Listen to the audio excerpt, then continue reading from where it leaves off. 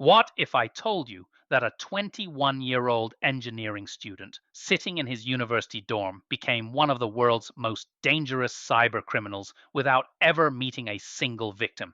This is the story of Ollie H., who turned his computer science homework into a £100 million criminal empire. By the time you finish watching this video, you'll understand exactly how modern cybercrime works, why experts call phishing kits digital weapons of mass destruction, and the shocking techniques law enforcement used to bring him down. But here's what should terrify you. If a student could do this from his dorm room, who else is out there right now? I'm about to take you inside the mind of a cybercriminal, show you the underground markets where digital weapons are sold like groceries, and reveal how one person's greed destroyed thousands of lives across 24 countries.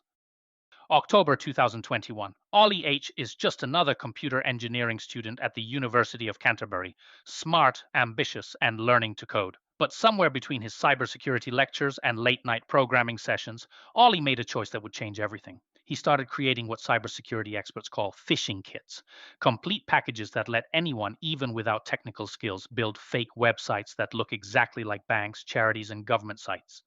Think of it like this. Instead of spending months learning to build a car, you buy a complete car kit with instructions, tools, and customer support. Except in this case, the car is designed to steal people's life savings. Ollie wasn't just creating these digital weapons, he was selling them, and business was good.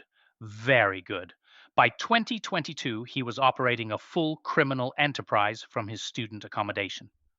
Customer service, product, updates, technical support, everything a legitimate business has, except his customers were criminals and his product destroyed lives. The charges would later read making or supplying articles for use in fraud, encouraging the commission of an offense, transferring criminal property. But back then, to Ollie, these were just lines of code and cryptocurrency payments. What made Ollie's phishing kits different from traditional hacking? A.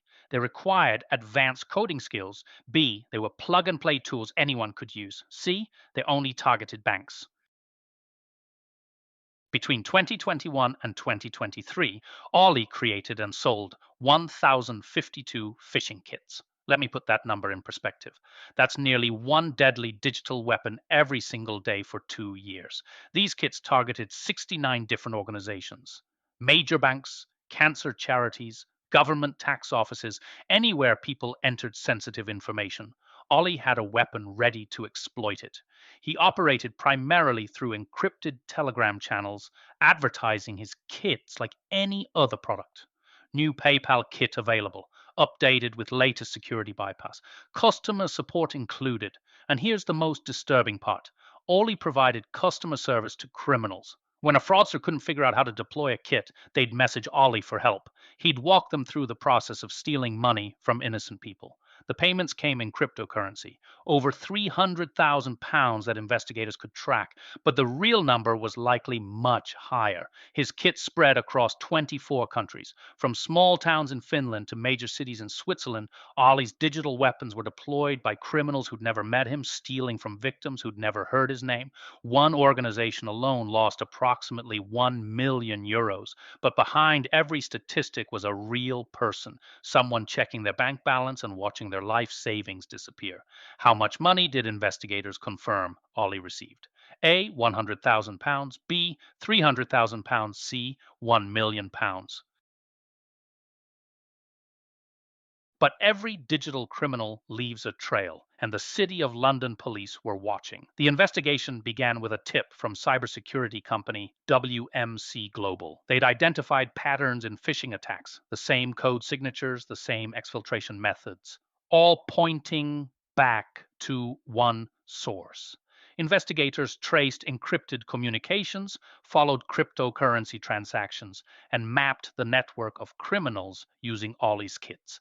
Every sale, every support message, every satisfied criminal customer led back to a student room in Canterbury. October 2023. Armed with warrants and digital evidence, police knocked on Ollie's door.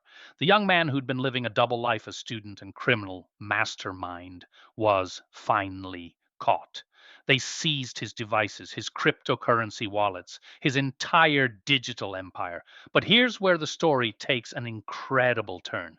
Even after his arrest, even with his computers seized, Ollie continued operating. Through backup devices and hidden accounts, he kept providing support to criminals using his kits. It took a second arrest in May 2024 at his family home in Eastcote, West London, to final stop his criminal enterprise. By then, the evidence was overwhelming. Digital forensics had linked every kit to his devices. His own online fingerprints had betrayed him. What finally led police to Ollie? A victim's complaint. B, a tip from a cybersecurity company. C, anonymous whistleblower.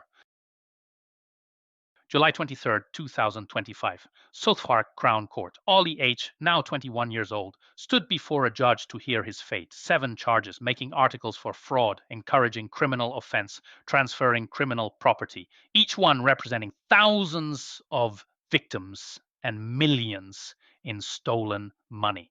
7 years in prison, plus a serious crime prevention order that will restrict his digital activities long after his release. Prosecutor Sarah Jennings made it clear this wasn't just about one student's poor choices.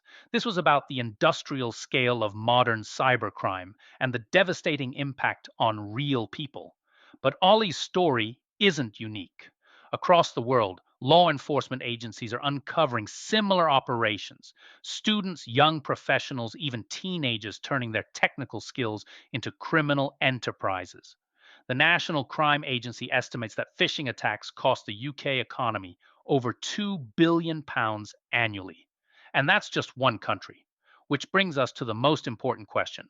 How do you protect yourself in a world where digital weapons are sold like smartphone apps?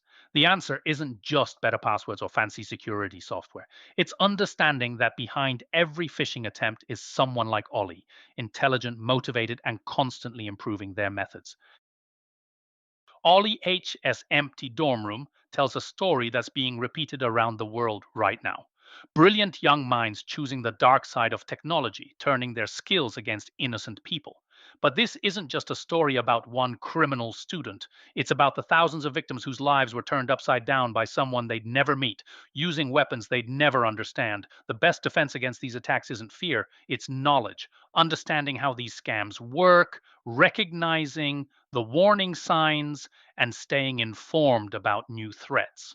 If this investigation opened your eyes to the reality of modern cybercrime, hit that subscribe button and ring the notification bell. I'm working on more deep dives into cases like this. Cyber criminals who thought they were untouchable until technology and determination caught up with them. In the comments, let me know. What shocked you most about Ollie's case? Was it the scale of the operation, the customer service for criminals, or how young he was when this all started? And if you want to learn how to protect yourself from these attacks, check out my video on spotting phishing attempts. It could save you thousands. Remember, in the digital age, anyone can become a victim. But with the right knowledge, you don't have to be. Stay curious, stay safe, and we'll see you in the next video. What was Ollie's sentence? A, 5 years. B, 7 years. C, 10 years.